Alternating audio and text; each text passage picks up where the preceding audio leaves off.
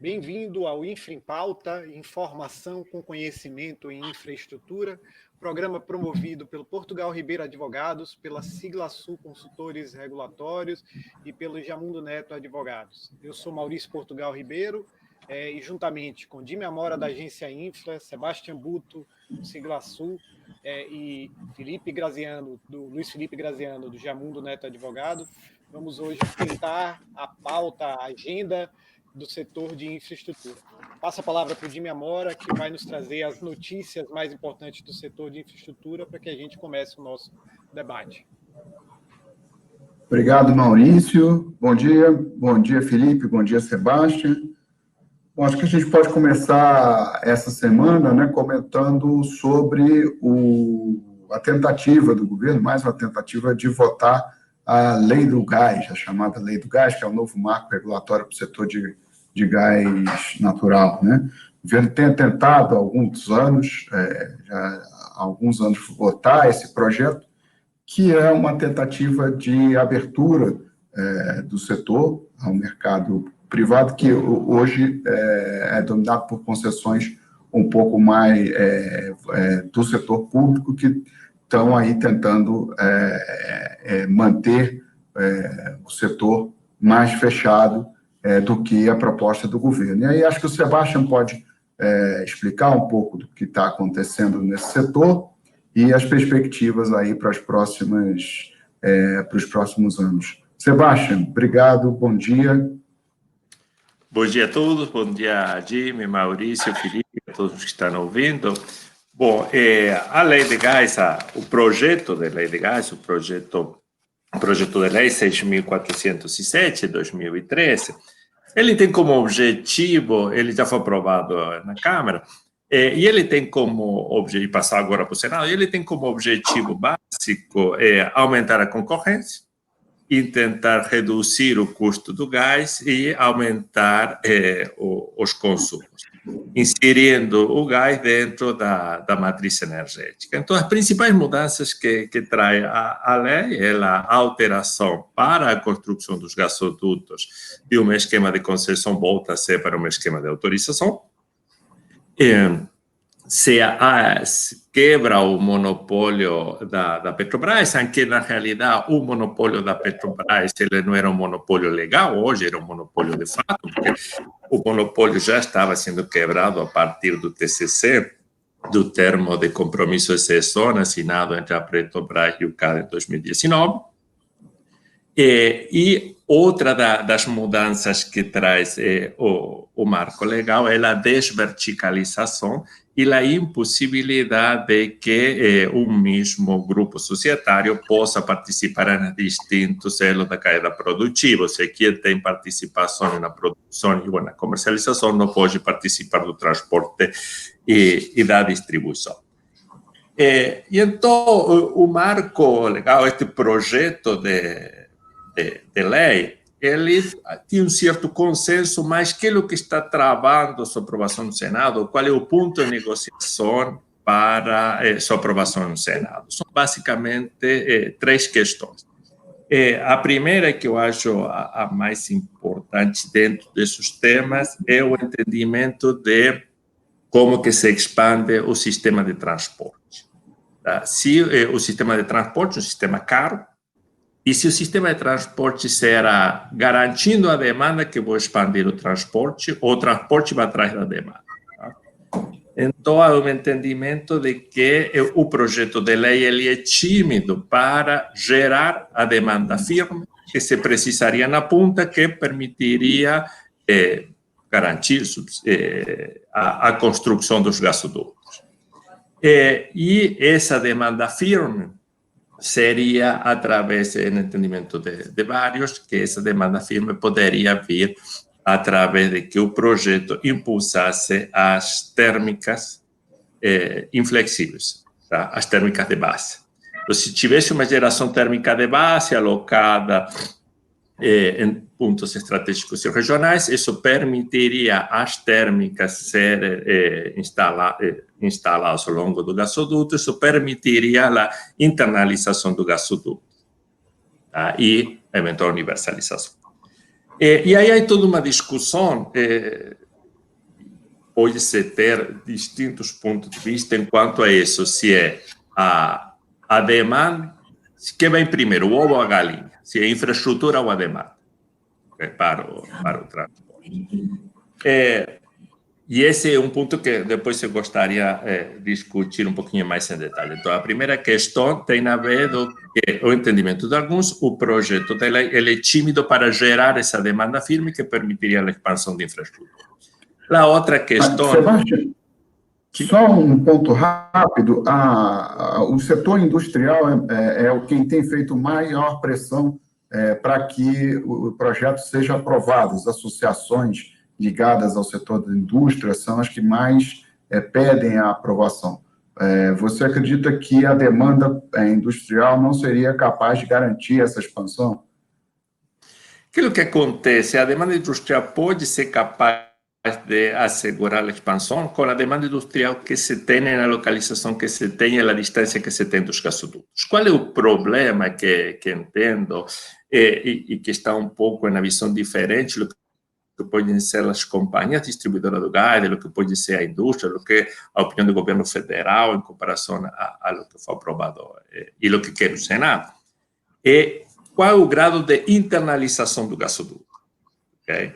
Porque o gasoduto, como falei, é uma infraestrutura cara e é um monopólio natural. Então, ele se paga na medida que você tenha demanda para fazer a prorata dos custos fixos.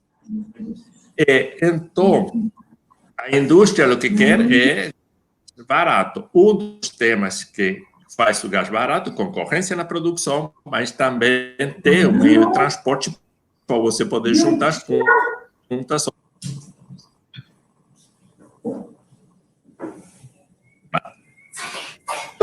Universalizar o gasoduto, expandir o gasoduto a tudo o interior do gasoduto, você precisa de uma demanda na ponta que tem que criar essa demanda. Porque a demanda residencial e a indústria sozinha no interior não será suficiente para expandir o gasoduto. E é ali que precisaria das térmicas inflexíveis.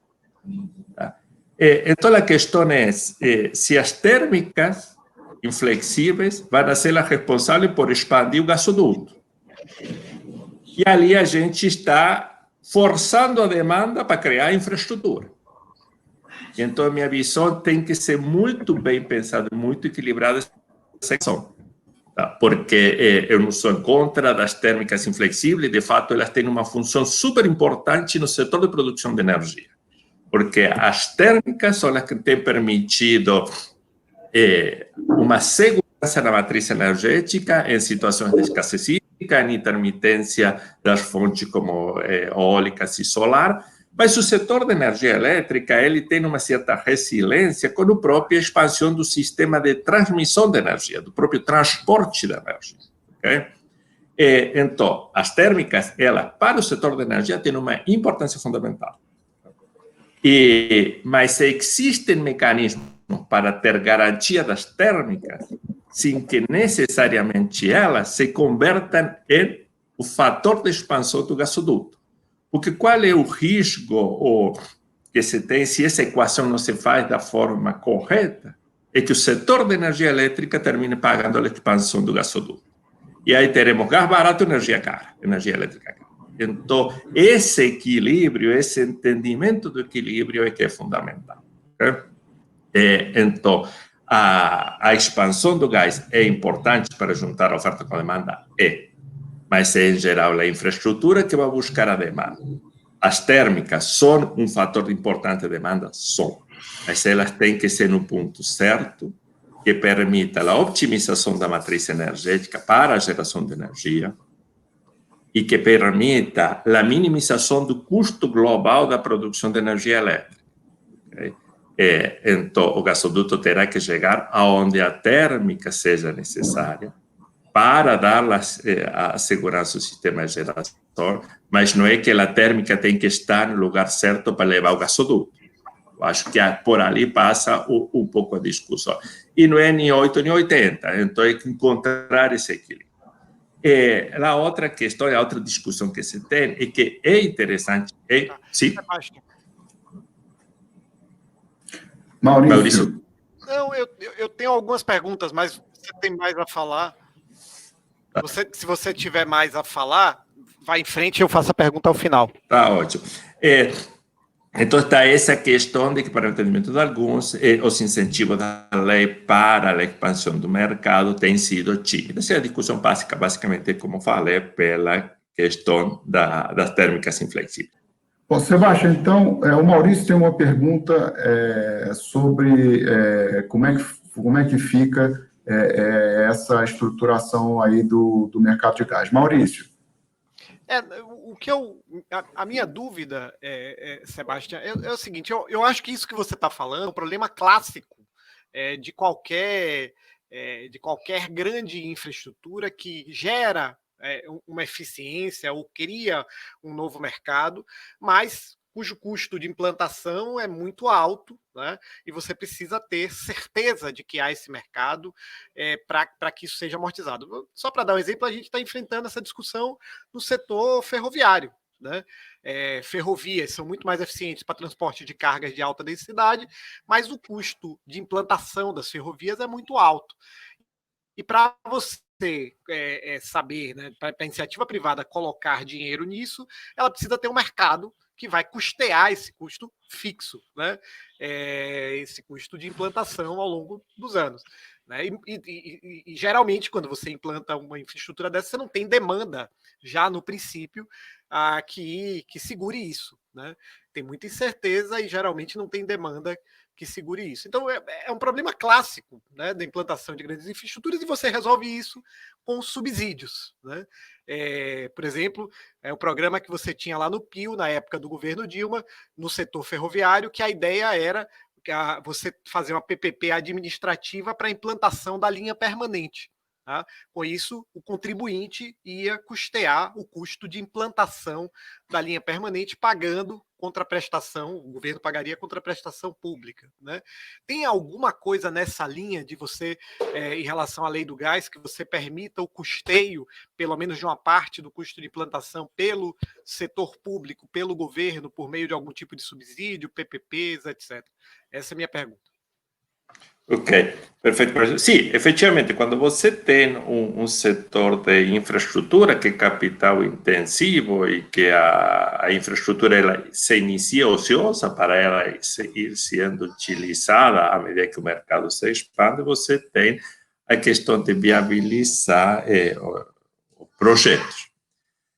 Tá? A questão é que hoje há uma infraestrutura de gasodutos já existente, ela basicamente está desenvolvida na linha do litoral do país e o gasoduto da Bolívia.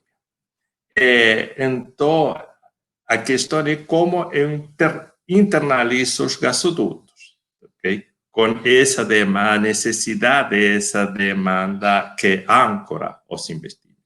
Tá? E ali é aquilo que você bem falou, buscar essa demanda âncora ou buscar essa forma de financiar os investimentos através de um subsídio cruzado ou de obra pública requer uma avaliação de qual é o benefício econômico que eu vou ter no futuro, vindo da expansão dessa infraestrutura que permitirá o acesso a benefícios decorrentes. Okay? Para você também não fazer uma infraestrutura extremamente onerosa, que depois não tenha viabilidade econômica no futuro. Então, existia lá anteriormente a ideia de o Brasduto, tá? Onde com recursos do royalty o governo federal utilizaria parte deles para expandir o gasoduto. Isso foi vetado para deixar a expansão dos gasodutos totalmente em iniciativa privada. Okay? Então, eu acho que hoje, não se tendo os recursos públicos e sendo sim o desenvolvimento da infraestrutura com recurso privado, ela inicialmente vai ir onde a demanda esteja, ainda que com uma perspectiva de crescimento. Okay? Então, nessas atuais condições, se não se utilizasse as térmicas inflexíveis, a expansão do gasoduto. Primeiro, se vai utilizar a capacidade que ainda se tem nos gasodutos existentes, vai se ir expandindo os gasodutos hacia onde a demanda potencial o justifica. A questão é criar uma demanda âncora para direcionar o desenvolvimento dos gasodutos hacia outros pontos onde hoje a demanda não existe. E ali há essa questão de que ela, desde o ponto de vista econômico, ela pode ser justificada, mas ela tem que ser muito bem avaliada, para não estar distorcendo os preços relativos, tá? E forçando o desenvolvimento de uma infraestrutura, um lugar onde essa infraestrutura depois não teria o mercado específico. Okay? Então, passa um pouco por essa questão de o grau da pimenta, quanto é que vai se forçar uma demanda âncora para o desenvolvimento dessa infraestrutura. Okay? Lembrando que o gás, a diferença de lo que é o saneamento, a universalização do gás não é socialmente, não tem o mesmo peso desde o ponto de vista das externalidades, que é a universalização do saneamento. Até, por exemplo, a universalização do saneamento, você não tem um substituto próximo. E no gás, para uso residencial, você tem substitutos. Okay?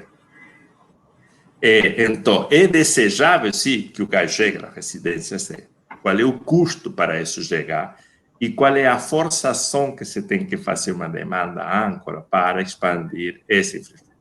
E a discussão passa por ali, digamos, não tem nem certos nem errados. O tema é se há essa necessidade, hoje, perante a ausência de um recurso público para a expansão do gasoduto, perante a impossibilidade da Petrobras ficar em todo o elo da cadeia. Se não é recurso público, terá que ser privado. E se é privado, quanto se quer acelerar essa internalização do gasoduto, depende da demanda. Então, está por ali a questão. E a outro ponto de controvérsia do Senado, Jimmy, é o grau de essa impossibilidade que um grupo econômico participe em todos os elos da cadeia produtiva, que levanta o questionamento se isso não vai reduzir a competitividade e, eventualmente, afastar alguns players que tenham conhecimento técnico. De qualquer jeito, essa prerrogativa da lei de impossibilitar participar em todos os elos tem a ver com a causa de origem, tá? Com que você não quer que volte a acontecer o fato do monopólio natural que, de fato, houve da Petrobras. Ok. Bom, então, eu acho que nesse tema a gente já teve aí um conhecimento bastante amplo do setor, e vamos passar a outro tema que foi da semana passada também não resolvido, né, que foi o julgamento aí pela Corte Especial do Superior Tribunal de Justiça do caso da encampação da linha amarela. Como vocês lembram, o presidente do STJ, o ministro Humberto Martins, ele revogou, se não me engano, eu não lembro exatamente os números, mas um número, todas as liminares que impediam a Prefeitura do Rio de assumir a linha amarela, encampar, ou qualquer outra decisão que a Prefeitura tenha tomado lá, já foram tantas e tão diferentes, e ele revogou todas as decisões dos tribunais do Rio de Janeiro e permitiu à Prefeitura do Rio encampar a linha amarela, que é uma concessão rodoviária, sem o pagamento antecipado das indenizações, das amortizações, né, por investimentos não, das indenizações por investimentos não amortizados, e levou isso à Corte Especial. Ele mesmo votou, defendendo a posição dele, mas o ministro Otávio Noronha, que é o ex-presidente do tribunal, pediu vista do processo. E aí, como é que você acha que isso pode terminar, Felipe? Jimmy, só rememorando, a gente está falando do término de um contrato de concessão, e a gente bem sabe que um contrato de concessão ele pode ser terminado por algumas formas, e a encampação é uma das maneiras, e é a maneira que pressupõe a inexistência de culpa da concessionária. É a mera vontade, né, é o desejo político, é o desejo administrativo de terminar o contrato, sem culpa da concessionária, e até por isso a indenização ela é sempre prévia e ampla. Fosse um término do contrato, como parece politicamente querer fazer crer o prefeito, ao acusar a concessionária de descumprimento, fazer link com Lava Jato e outras questões, o meio adequado para terminar um contrato por culpa da concessionária é a declaração de caducidade, que implica no pagamento de indenização também, mas a posterior, ou seja, você termina o contrato e depois vai discutir qual é a indenização devida. No caso da linha amarela, a concessionária já tinha obtido 18 decisões favoráveis no contexto dessa briga com o poder concedente, e houve essa decisão do presidente do STJ, do atual presidente. O pedido de vista do ex-presidente do STJ, né, o ministro Noronha foi presidente até o início desse ano, eu li alguns comentários e me parece que algumas pessoas ficaram frustradas. Eu faço uma leitura um pouco diferente, Jimmy. Eu acredito que, num contexto de um órgão colegiado, a construção de um voto divergente, ela demanda, primeiro, uma estruturação jurídica muito coerente, né, para que você possa agregar outros ministros àquele voto. Você precisa construir um voto que converse com os argumentos que são caros a cada um dos outros ministros. E, além disso, a gente não pode ignorar que, num órgão colegiado, uma decisão precisa ser trabalhada politicamente, né? E me parece que a gente pode ter boas expectativas em relação a esse pedido de vista. A próxima sessão está marcada para o dia 4 de novembro, ainda não se tem certeza se haverá inclusão, a retomada do julgamento no dia 4 de novembro, mas seria excelente se até lá se tivesse tempo e pudéssemos ter um desfecho e a retomada do que está na lei, né, a confirmação da posição que o STJ historicamente manteve de proteger os investimentos, os contratos. Essa é a expectativa que se tem, Jimmy. O perfil do ministro Noronha ajuda nisso, você acha, Maurício? Ajuda bastante, Jimmy. Ajuda bastante. Ele tem um histórico de defesa de investimentos, defesa do contrato, proteção e segurança jurídica. Acho que esses elementos são muito caros a ele. Todas as manifestações públicas, julgamentos que a gente pôde apurar, isso sempre foi levado muito em conta. Eu acho que é o tipo é o perfil desejável para um julgador que vá afastar essa fumaça que se tentou colocar no caso e analisar estritamente o que está na lei. Eu concordo com o Felipe. Eu queria só dizer, uma das vezes que eu vi palestras do ministro Noronha, inclusive palestras sobre segurança jurídica, foi num colóquio que o professor Marçal Justen organizava anualmente em Nova York sobre investimentos em infraestrutura do Brasil. E o escolhido para falar sobre segurança jurídica nesse evento foi o ministro Noronha. E na sua palestra colocou vários posicionamentos que me pareciam bastante pró-investimento em infraestrutura. Inclusive uma defesa bastante entusiasmada do uso da arbitragem para a solução de conflitos na esfera, conflitos em contratos que envolviam entes públicos e privados. Ok. Bom, então, vamos esperar aí com o desfecho, vamos aguardar aí para ver a pauta do STJ nos próximos dias, né? E, enquanto isso, a gente pode falar um pouco sobre o outros dois eventos, na verdade, que aconteceram, que foram 2 leilões de concessão de PPPs, na verdade, realizados na área de saneamento na semana passada. O primeiro foi o leilão da PPP das cidades de Cariacica e Viana, próximas aí à região metropolitana de Vitória, no Espírito Santo, e o outro da Sanesul, que é no Mato Grosso do Sul, de um grupo de 68 cidades. Em ambos, a vencedora foi a Egea, com 38% de desconto também em ambos. E aí eu acho que o Maurício pode falar um pouco sobre como ele viu esses 3 leilões, né, porque tivemos anteriormente o de Maceió, também, que foi realizado na região metropolitana de Maceió, também teve um desconto, um ágio elevado aí sobre os valores, e ele pode falar um pouco sobre esses resultados e o que apontam de perspectivas para o ano que vem, para leilões que devem acontecer aí ou estão programados. Maurício. Eu acho que a grande mensagem é que há um enorme apetite, de fato, né, como esperado, um enorme apetite do setor privado para investir em saneamento do Brasil, né? Se você olhar os players, né, que participaram dessas 2 licitações, você vai ver que tem os mais diversos perfis de players, né? Você tem desde empresas consolidadas, né, como a Egea, né, que ganhou ambos os leilões. A Egea, se eu não me engano, tem 45 operações no setor de saneamento, então é uma das maiores empresas privadas do país.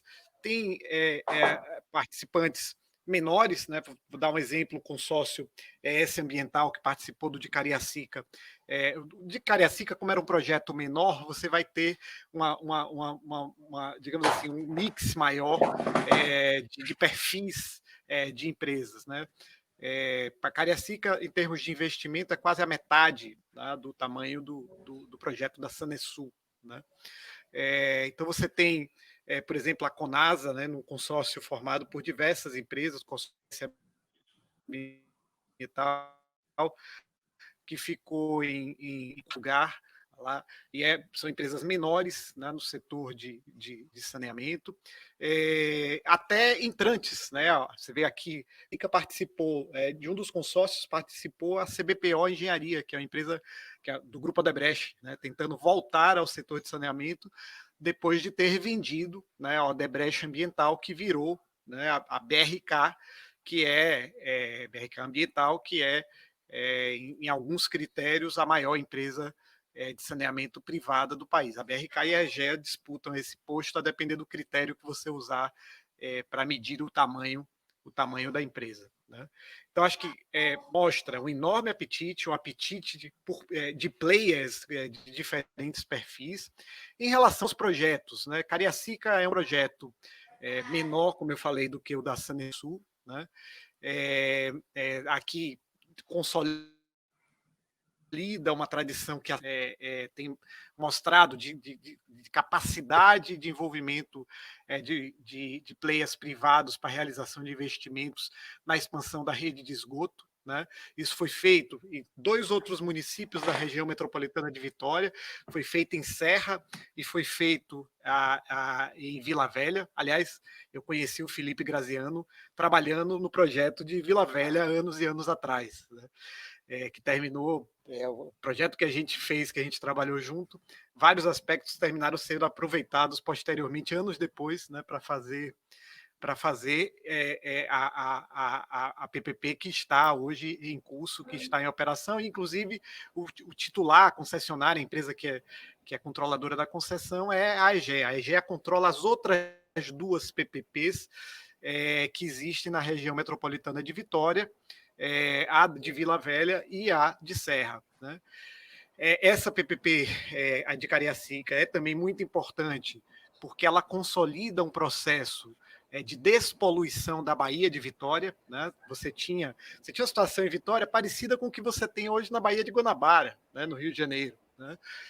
Que era diversos municípios da região metropolitana com deficiência na coleta de esgoto, deficiência no tratamento do esgoto que era coletado, e isso ia parar na Baía de Vitória.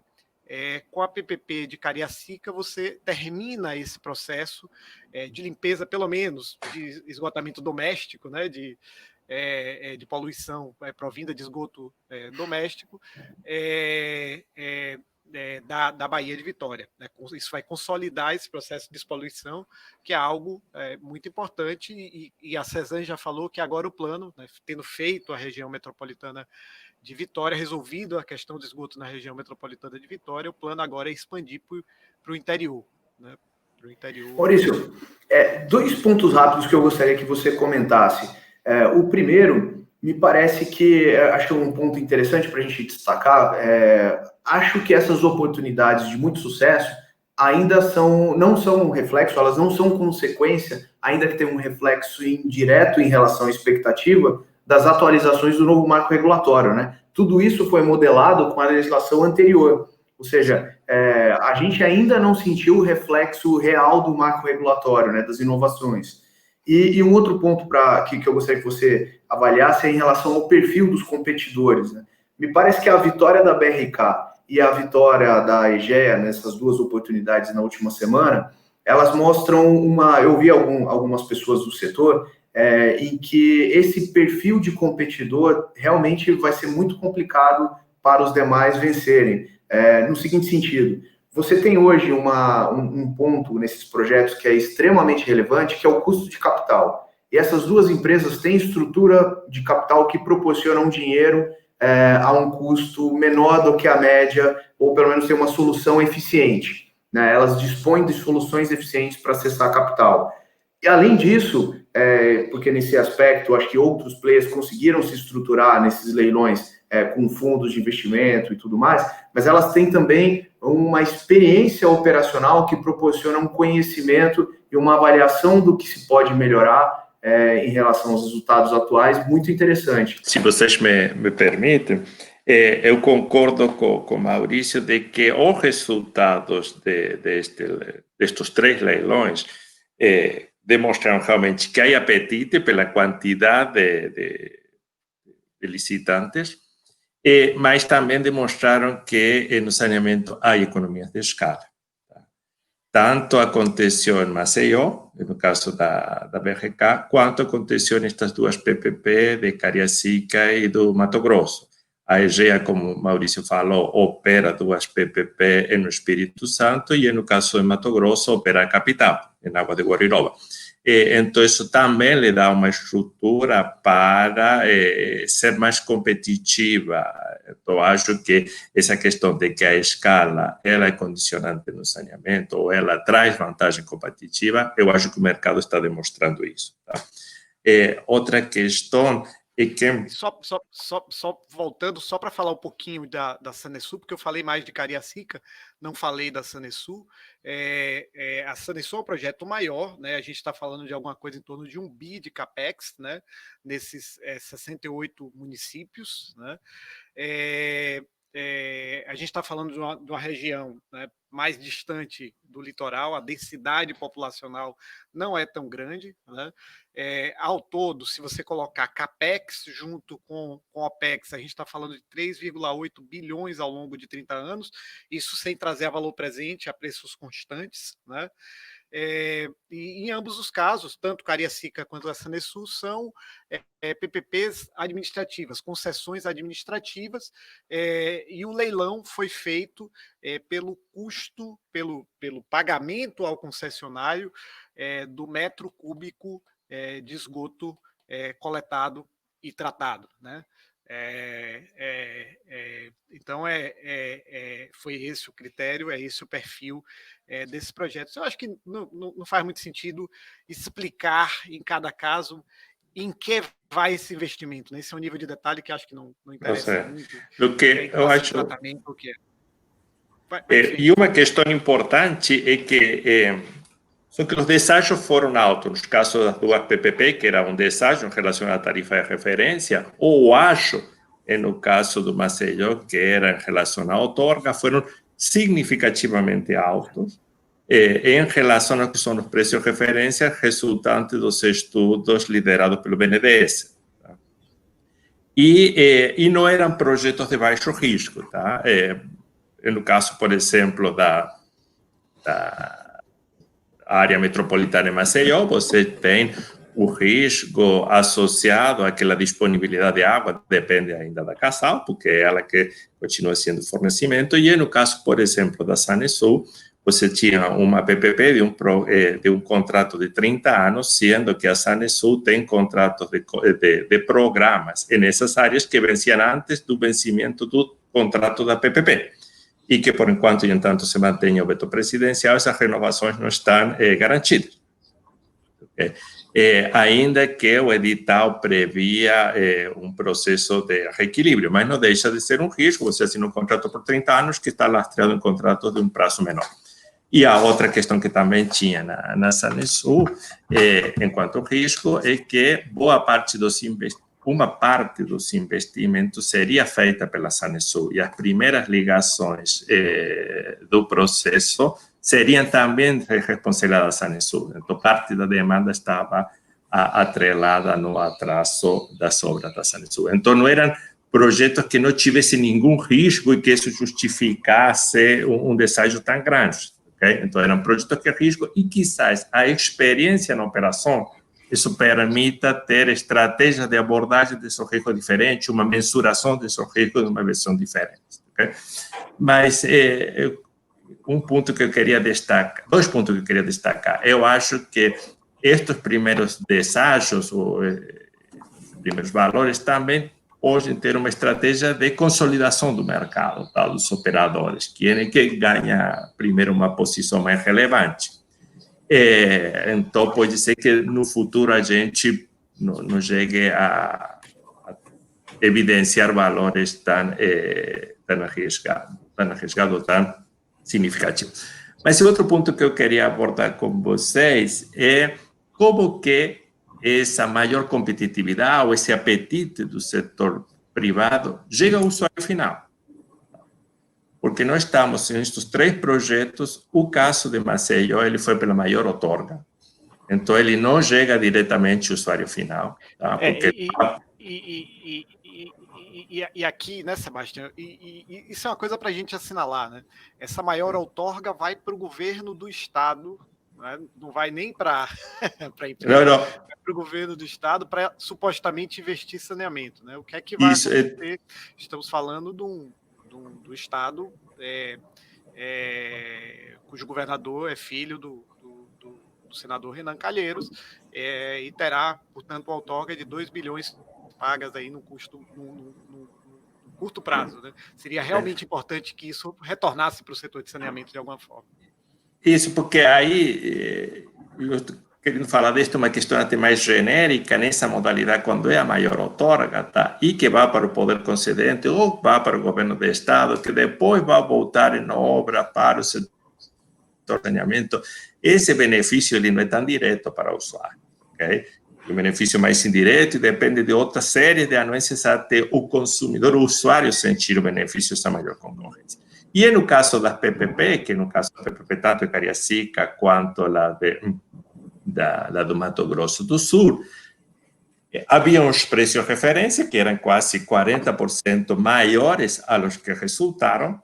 Isso significa que a concessionária, tanto a Companhia de Saneamento do Espírito Santo quanto a Sanesul, elas terão um benefício, porque aquele valor de referência mantinha a operação em pé da concessão original. Se agora se conseguiu ter um deságio na ordem de 40%, significa que quem hoje imediatamente se apropria desse benefício é a concessionária. Então, quais serão os mecanismos que serão criados para que isso seja revertido numa modicidade tarifária, tá? Porque hoje, o que eu vejo é muito legal que você tenha esse apetite pelo mercado, estamos vendo deságios grandes, bom, como é que isso vai chegar ao consumidor, para o usuário? Por enquanto, vai chegar com obras, tá? Okay? Vai ampliar-se o serviço, mas o tema do desconto tarifário é um tema que eu queria trazer na mesa. Eu vou só retomar, Maurício, a pergunta primeira do Felipe, que estava falando um pouco sobre o futuro dessas concessões, comparando, lembrando que isso foi modelado em relação ao marco anterior. E o marco atual está ainda, vamos chamar ele de pendente. E aí eu vou lembrar um artigo que você escreveu para a Agência Infra algum tempo atrás, falando sobre os problemas que você tem quando faz uma mudança de marco legal. Ou seja, você, na verdade, vai criando, quando cria um marco legal, você precisa de um tempo para que ele se consolide através de decisões judiciais, portarias e outros atos infralegais. E o que me preocupa é se a gente vai conseguir manter este ritmo ou manter esta com esta quantidade de descontos, né, os próximos leilões, diante do que já está acontecendo com o atual marco, que está aí aprovado há algum tempo, mas que já está começando a perder alguns prazos, como a gente viu na semana passada, e aí agora a gente não vai ter muito tempo de comentar, mas isso vai ser motivo de nossos comentários em breve. Jimmy, eu acho o seguinte, primeiro assim, esses projetos são projetos particularmente complexos para a estruturação, né? Especificamente em relação à parte institucional, ao desenho institucional, porque como o poder concedente é o município, você tem que ter um arranjo entre o município e a empresa estadual, que por sua vez faz o processo de concessão, cujo tempo de estruturação é normal, é natural que seja 2, 3 anos. Então, essas concessões que estão saindo agora são concessões que começaram a ser modeladas no governo Temer. Tá? São coisas que começaram a ser modeladas em 2017. Tá? Então, a gente não vai ver concessões modeladas sob a égide completamente do novo marco legal, senão daqui a 2, 3 anos. Né? De qualquer modo, a minha avaliação é que o novo marco legal ele tende a produzir efeitos de redução de risco em vários aspectos. Tá? Aí precisaria de um evento específico aqui para a gente explorar isso. Tá? O atraso na regulamentação do novo marco legal, o principal atraso até agora é o atraso da emissão do decreto federal que vai estabelecer o procedimento para comprovar, procedimento e critérios para comprovação pelos prestadores de serviço atuais que têm condição de prestar, de realizar a meta de universalização, investir, né, para realizar, para conseguir atingir a meta de universalização até 2033. Essa regulamentação, né, diz respeito a um tema que vai, digamos assim, se a regulamentação for bem feita, alguns operadores atuais, particularmente empresas estatais de saneamento, empresas estaduais de saneamento, vão se inviabilizar para realizar a universalização em determinadas áreas. E isso vai abrir um novo mercado, né, para concessões privadas. Né? Isso deve abrir um novo mercado para concessões privadas. Mas tudo isso vai ser feito ao longo dos anos. Né? A gente está falando de processo que a consolidação, assim, a gente vai ver os primeiros projetos com a cara do novo marco legal daqui a 3 anos, né, 2, 3 anos, e os novos que decorrerem, né, do fato de algumas empresas estatais não conseguirem lidar, tá, com os investimentos necessários nessas regiões dos respectivos estados, isso é uma coisa para daqui a 6, 7 anos. Né? Porque a gente vai ter que esperar pelo menos até o ano que vem para a regulamentação da regionalização. Né? A seguir, se os estados não cumprirem o prazo, a União pode supletivamente, né, fazer essa regulamentação, criando os blocos de referência. Né? Então já estamos assim, daqui a 2 anos para ter a divisão em regiões. Né? E aí tem a modelagem do que é que você vai fazer em termos de concessão à iniciativa privada dessas áreas. Então, é um processo longo que a gente tem que pensar aí para os próximos 10 anos, com um horizonte sempre, né, com foco sempre em tentar universalizar em 2033 ou, no máximo, 2040, como a lei permite, onde não for viável. Ok. Bom, então, estamos finalizando o nosso programa de hoje, e eu, toda segunda-feira, vou passar aqui a dar uma espécie de uma pequena agenda de eventos interessantes que vão acontecer aí ao longo da semana. Então, para você estar atualizado, curte aí o nosso canal, aperta no sininho para que você seja notificado, para que você possa estar atualizado aí dos principais temas da infraestrutura. Nessa terça-feira, vai ter um evento às 10 horas no site do TCU, que é o Grupo Temático de Infraestrutura do órgão, que vai trazer um webinar chamado Tomada de Decisão em Megaprojetos de Infraestrutura. Eles vão trazer para esse evento o Bent Flyingberg, que é da Universidade de Oxford, na Inglaterra, e o Javier Encinas, que é o diretor de projetos de infraestrutura do Reino Unido. Então, fique atento aí ao evento que acontece terça-feira, às 10 horas. Também na terça-feira, começa o Brasil Wind Power 2020, que tem uma programação aí repleta de eventos ao longo da semana sobre o setor de energia, né, com a abertura do ministro de Minas e Energia, o Bento Albuquerque, terça-feira, também às 10 horas. E na quarta-feira, nós vamos ter às 14h30, que é o horário que o TCU abre as suas sessões, está prevista na pauta a decisão sobre um recurso que a NTT e a Via 040 entraram contra a decisão do processo que suspendeu a proposta de relicitação que tinha sido apresentada para essa concessão de infraestrutura. Vamos aguardar aí, é uma decisão importante para o setor. Então, até a próxima semana a todos. Obrigado pela sua audiência, obrigado pela sua participação aí, e até a próxima Infra em Pauta.